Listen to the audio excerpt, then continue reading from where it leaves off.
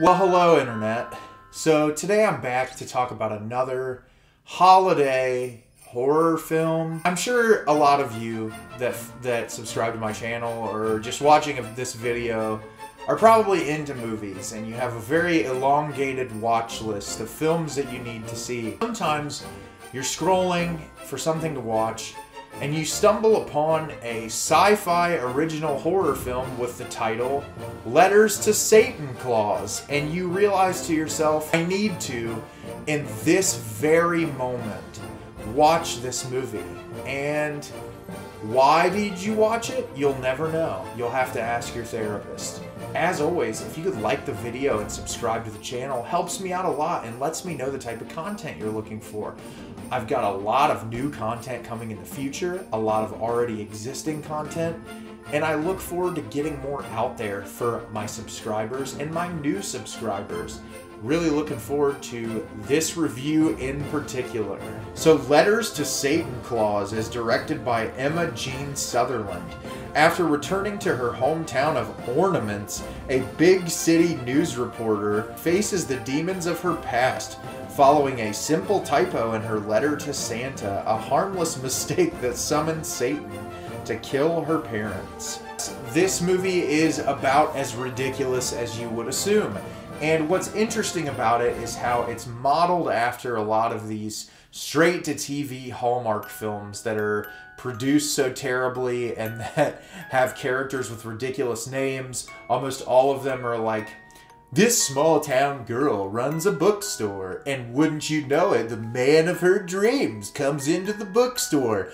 Oh, did we tell you he's Santa Claus's son? Oh, the romance. So you have that whole, like, element that exists. This girl's name is Holly Winters, but she changes her name to Holly Frost. And what I will say, Karen Knox, the actress who plays her, is hamming it up so much, and her performance is really one of the strongest parts of this whole film. She is fucking hilarious. She clearly understands what's going on, realizes what this movie is supposed to be, and just goes for it 1000%. And I respect the fuck out of her for it. And it is a blast to just watch her performance. So in this film, she's this big time news reporter. She's trying to make her way up to an anchor position. And you get these flashbacks to her as a child in which seemingly her family was murdered by Satan. And she wrote a letter to Satan, thinking it was Santa, and got her parents killed. And so she has to go back to her hometown of Ornaments, which, Jesus Christ, if you couldn't be any more on the nose. And then everyone in the town is like, has this very like flamboyant, excited, ridiculous personality like you would see in a Hallmark film. And everyone has dumb holiday affiliated names. Every 5 minutes a hunky guy is like coming in the room, and she's like swooned by him at first, and then realizes that there's something about him she can't stand. But what's really great is this contrast to the Hallmark film where she's the fragile woman who needs a man to come sweep her off her feet, and that man is probably going to be Santa Claus's son. In this movie, she is a very independent and strong woman who, if she doesn't like what she sees, she just says, fuck it, leave. And I love how bitter and narcissistic and rude that she is, and it's amazing. And she's a horrible alcoholic, and she's constantly slamming booze, and it is fucking just hysterical. That part of the movie I really liked, and there's a lot wrong with this movie. There's a lot of things I didn't like. It's not great, but it is a blast to watch. So obviously once Satan shows up and starts killing people off, it's entertaining.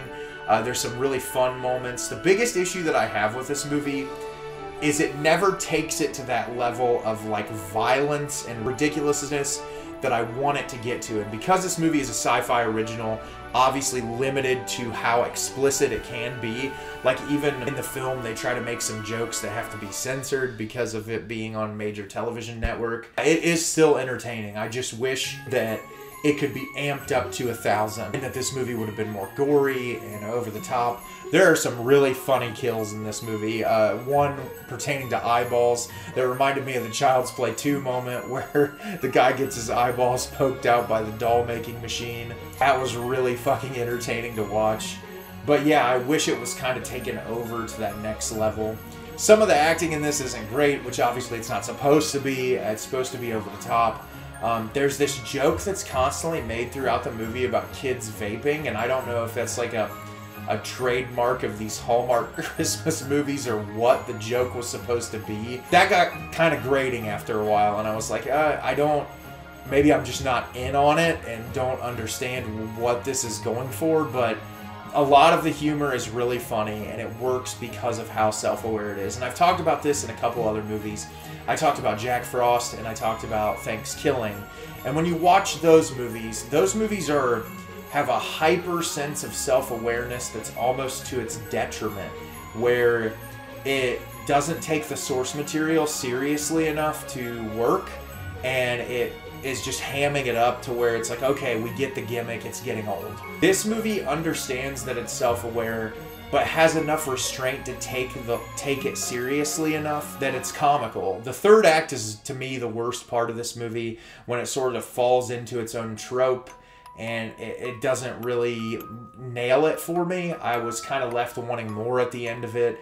I did like the practical effects in this. I thought they were entertaining. I liked some of the hokier computer-generated stuff that they put in this. It was just a fun, dumb way to spend an hour and 20 minutes, and I'm not disappointed I watched it. And if you can get access to this, it was on demand on my cable service for SYFY, and just seeing the title of it, it's like Letters to Satan Claus.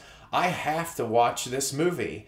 And it was entertaining, and I really am glad that I watched it. I think it's a fun one to show other people around the holiday season. And I would say if you get a chance to and you have the means, watch it. You will not be disappointed. Have you seen Letters to Satan Claus yet? Did you love it? Did you hate it? Leave me a comment down below and let me know what you thought. I thought this movie was dumb and fun and entertaining, and a fun way to spend an hour and 20 minutes that make you look at the holiday season and all of its faults and its fun times and the ridiculousness of, you know, the holidays in general, and I enjoyed the fuck out of it. As always, if you could like and subscribe to the channel, helps me out a lot. Lets me know what kind of content you're looking for. I'm creating a lot of new content for the end of this year and for 2022. Can't wait to get more out there for you guys. I'm planning on doing a best films of 2021 list. But I've got a few more things I want to see, so it might not come out until early January, but I am looking forward to getting that out there. As always, Internet, thanks so much for watching, and have a great rest of your day.